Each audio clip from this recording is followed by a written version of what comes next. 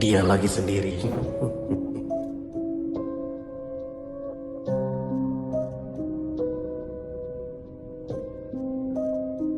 Selamat siang, Bu. Selamat siang. Kemarin bos saya ada kirim proposal. Iya. Bisa tidak proposal dipercepat?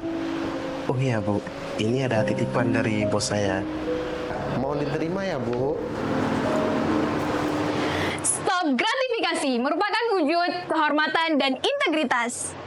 Kenapa gratifikasi itu dilarang? Karena dapat mendorong sikap tidak objektif, tidak adil, dan tidak profesional. Apa itu gratifikasi? Gratifikasi merupakan memberi imbalan atau hadiah dengan tujuan untuk memperoleh keuntungan dan juga mempengaruhi orang lain.